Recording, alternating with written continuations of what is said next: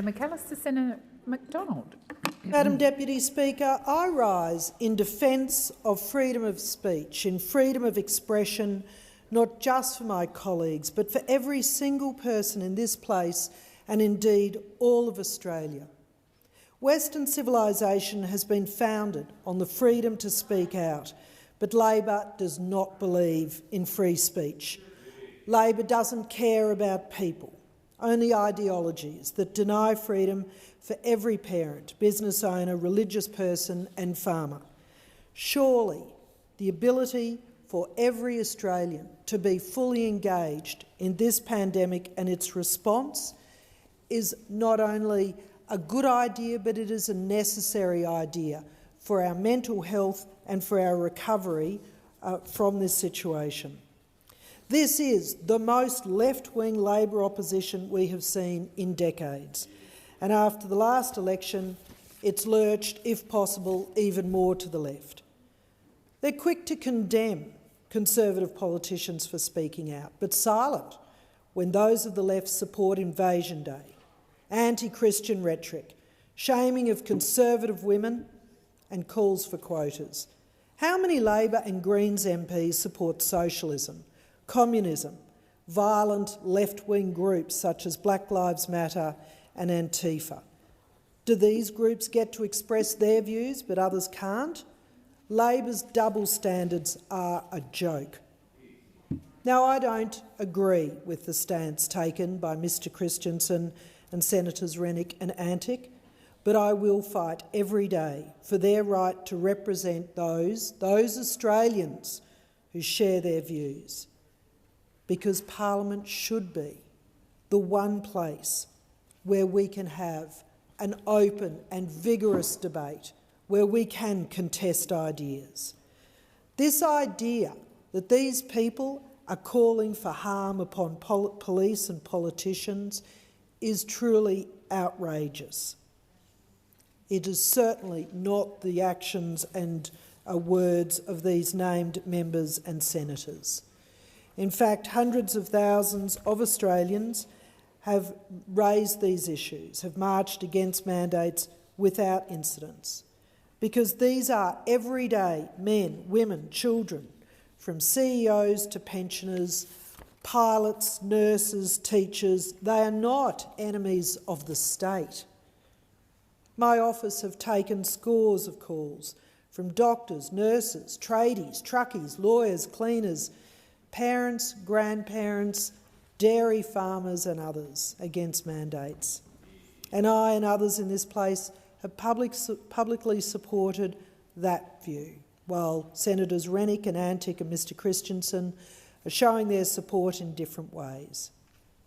Vaccination rates in Australia are amongst the highest in the world.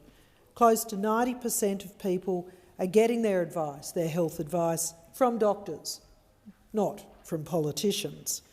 However, it is not that long ago that in Queensland the Chief Health Officer suggested that AstraZeneca was going to kill young people, and that was the beginning of serious concern in our community for the AstraZeneca vaccination. But it is Labor playing politics with public health. The Labor candidate for Higgins, in January of 2021, Dr Ananda Raja tweeted multiple times undermining the effectiveness of, yes, the AstraZeneca vaccine. The doctor has also criticised Doherty Institute Direct Shannon Lewin and ex-Victorian Deputy Chief Health Officer Alan Cheng for lacking any real expertise in pandemic planning or response. And as two of Australia's foremost public health experts who've worked tirelessly to assist both the Commonwealth and state governments respond to the pandemic and to save lives, Professor Lewin and Dr Chen should be praised for their efforts. And indeed, Labor, this federal Labor opposition, is preferencing an independent COVID anti-vaxxer ahead of the Nationals in the upcoming state by-election in Monaro.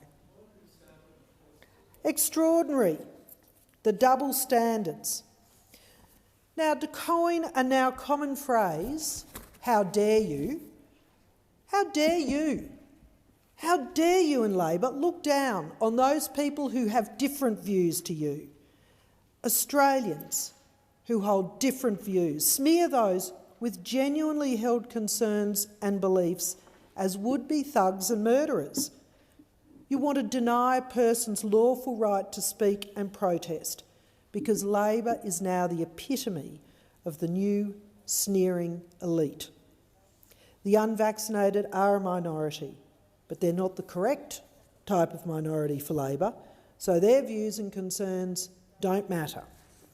And instead of a crusade against freedom, how about you get into regional Queensland and ask what's important to them? Because in Queensland, my great state, it has been the sort of misinformation that has been spread on social media after comments like those I've already just quoted. The vaccine hesitancy for AstraZeneca allowed a whole lot of views to grow up. And as a federal government, our response to the COVID-19 pandemic has been nothing short of world-leading.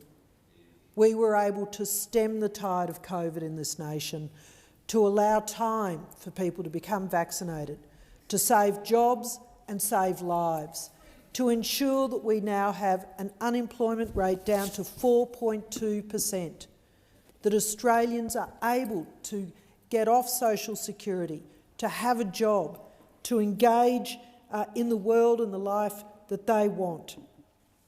Because the government's priority is the safety and well-being of all Australians.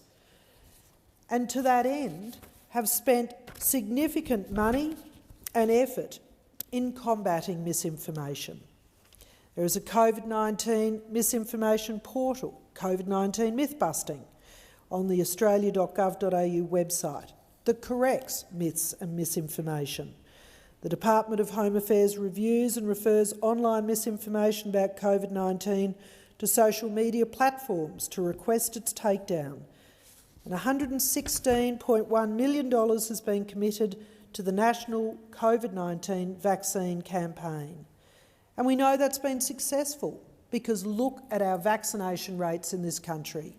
Because as I said at the beginning, Australians generally take their medical advice from a health professional, not from politicians, which would be a wise decision.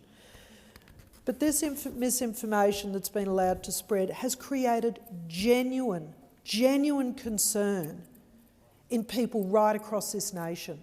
And it is our responsibility to talk to them, to hold out our hand and listen and understand what those genuine concerns are and try and assist them to understand what is the best medical assistance, best medical advice for them, for their families, for their children. That is our role. It is not in any way to look down on these people as somehow being wrong or stupid, or certainly that they can't hold these views at all. That's not the sort of country we are. And the members and senators who have listened to those people, who are trying to represent their views and ensure that they are heard, to allow for better government planning, better government responses, is only the right thing to do, instead of this elitist, sneering response from Labor, this holier-than-thou, smarter-than-you, inner-city kind of response that we in regional Australia are sick of. We're sick of feeling disconnected from Labor, of them having no understanding of the genuine industries and infrastructure and concerns that we hold, because we are the part of the nation that does the mining, that grows the agriculture and has the terrific communities that we're so very proud of. So I will continue to defend the rights of Mr Christensen and Senators Antic and Rennick to support Australians right across this country who have genuine concerns, genuine misgivings, but it's our responsibility to assist them, Thank you, not Senator sneer at McDonald. them. Your time has